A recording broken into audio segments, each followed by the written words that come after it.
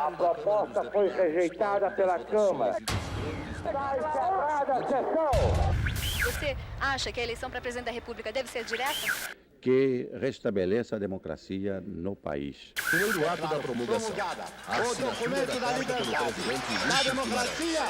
Tancredo Neves para presidente da República, José Sarney para vice-presidente da República.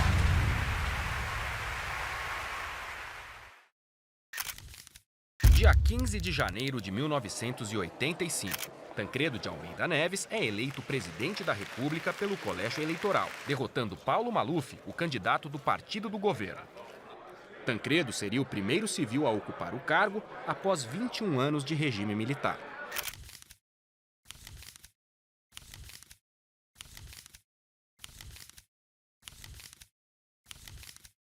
Para discutir a transição democrática e os 30 anos da democracia brasileira, fomos conversar com pesquisadores. A partir de 1982, eu acho que há uma mudança na conjuntura política. A crise econômica é uma parte inerente do processo de transição. A transição brasileira, você pode dizer que durou 10 anos. A Constituinte era o seguinte, o debate valia. Todo mundo queria botar alguma coisa ali dentro. E hoje seria muito mais difícil aprovar o que nós conseguimos na Assembleia Nacional Constituinte. Estamos vivendo o período mais longo de plenas liberdades democráticas.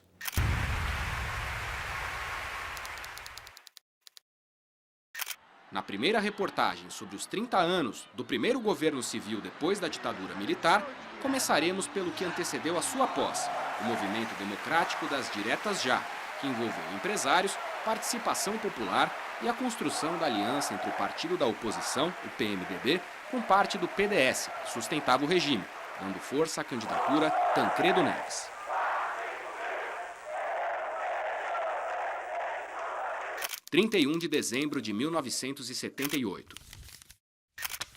Já não vigorava o ato institucional número 5, que limitava profundamente as liberdades políticas e individuais. Em 1979, a lei da anistia perdoara os excessos do regime autoritário e permitira a volta dos políticos exilados pela ditadura. Logo em 1980, o pluripartidarismo foi readmitido pelo governo.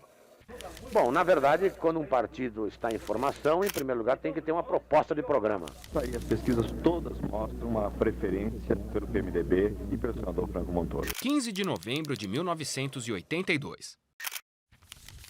60 milhões de brasileiros foram às urnas para as eleições gerais. Além de deputados e senadores, estavam em jogo os cargos de governadores de estado após mais de uma década de eleições indiretas. A partir de 1982, eu acho que há uma mudança na conjuntura política. Os setores liberais mais moderados tomam a frente desse processo, né? Apontam para uma negociação, né? Sobretudo depois que saem muito vitoriosos das eleições para governador em 1982. O resultado das eleições mostrou que o governo do presidente João Figueiredo não tinha a mesma força e unidade de seus antecessores militares. A sua capacidade de dirigir a sociedade, sua capacidade, é o que eu falo, né, de ter iniciativa no processo, foi se perdendo. Essa belíssima festa democrática é o início de mais uma vitória do PMDB aqui em São Bernardo e em todo o ABC. Apesar do PDS, o partido do governo, ter conquistado quase 50% do Congresso Nacional, o fortalecimento da oposição foi evidente com as vitórias de Leonel Brizola no governo do Rio de Janeiro, Franco Montoro em São Paulo e Tancredo Neves em Minas Gerais. A crise era para além da política. Depois de um novo choque do petróleo em 1979, o então ministro do Planejamento, Delfim Neto, e Hernani Galveias, da Fazenda, tiveram de lidar com uma dívida externa e inflações altas, recorrendo a empréstimos do Fundo Monetário Internacional em 1982. Um déficit em contas correntes de 7,1 bilhões de dólares.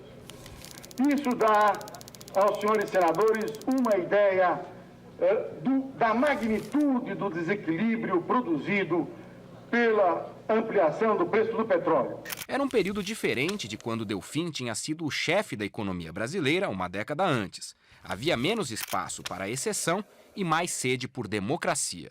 Essa crise econômica, ela coloca em xeque a forma de organização do Estado e das relações do Estado em relação à economia.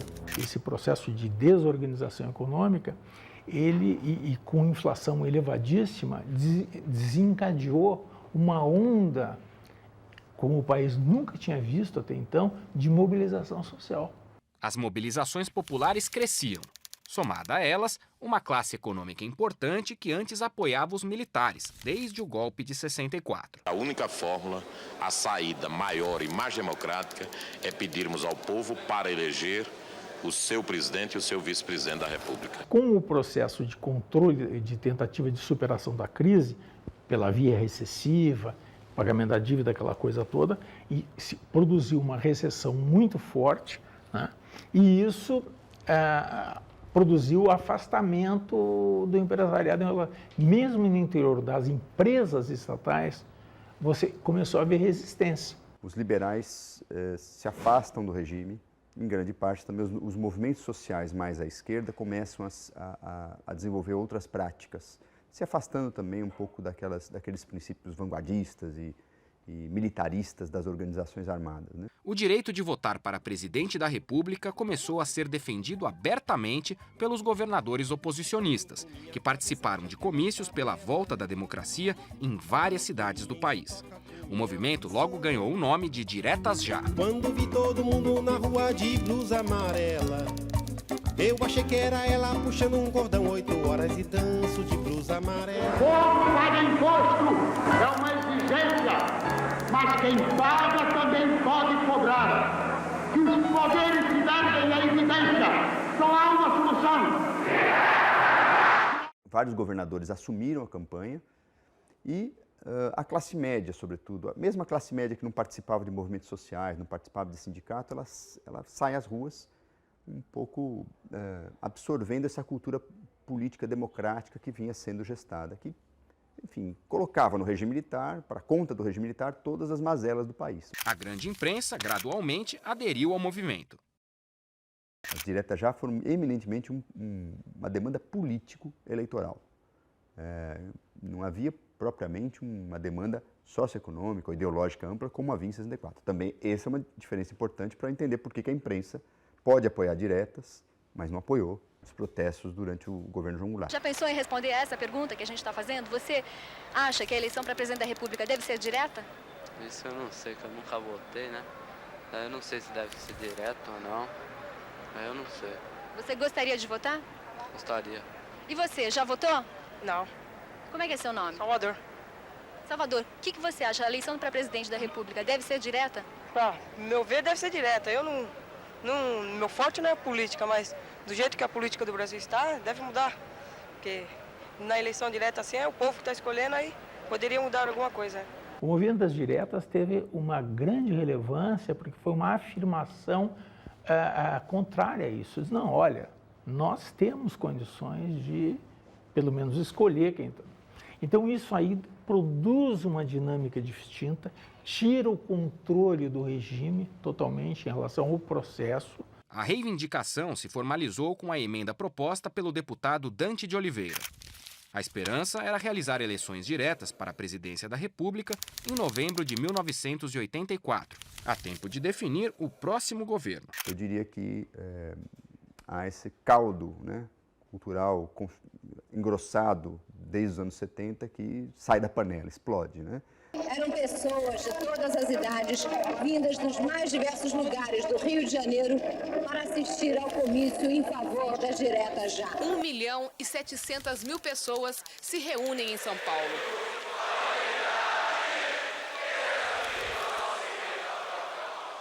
Agora, explode de uma maneira controlada, não dá para falar em explosão, né? Na verdade, há uma negociação conduzida principalmente pelos setores liberais que conduzem aí a volta à democracia, podemos dizer assim, né? Pelo menos as liberdades democráticas fundamentais.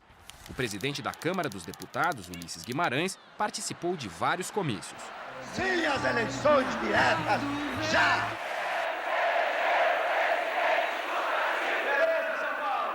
Do seu lado, o governo se segurava como podia. O que importa é o resultado final, traduzido em termos da expansão de meios de pagamentos e da base monetária. Não é que os militares desistiram, assim, ou decidiram sair do poder.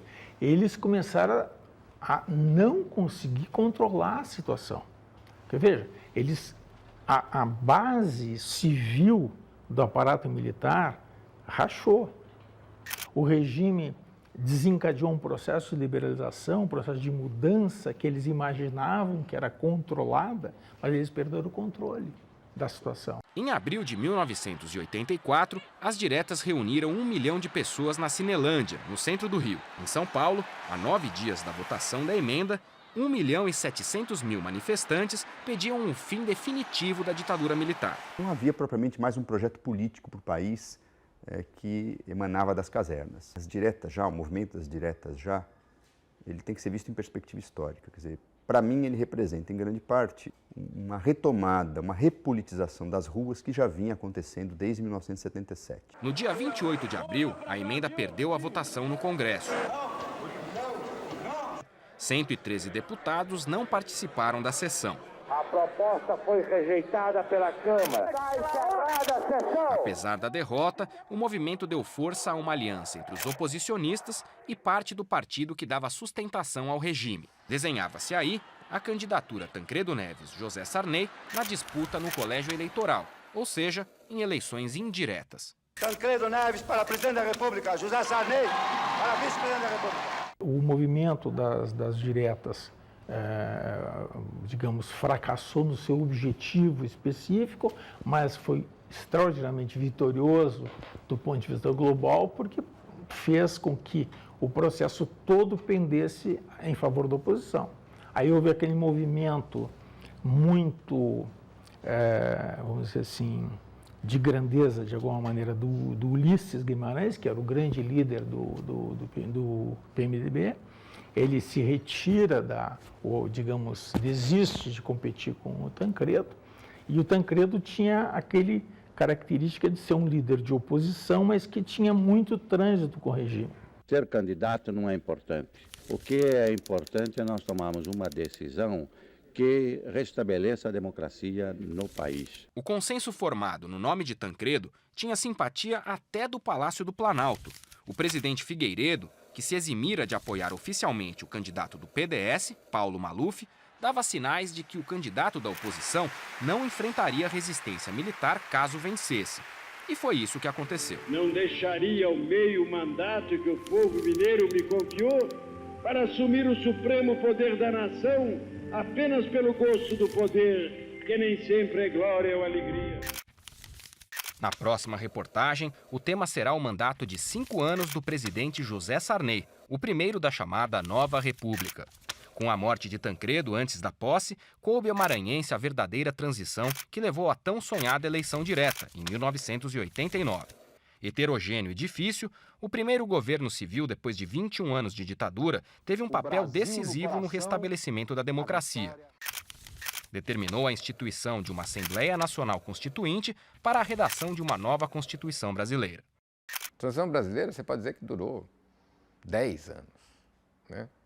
Ou um pouco mais de 10 anos, se você pensar que o término da Assembleia Constituinte fecha um ciclo, né? Declaro promulgada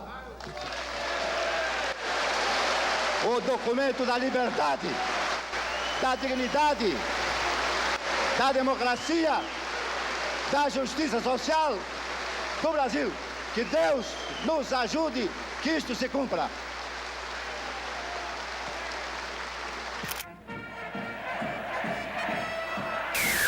A proposta foi rejeitada pela Câmara. Está encerrada a sessão.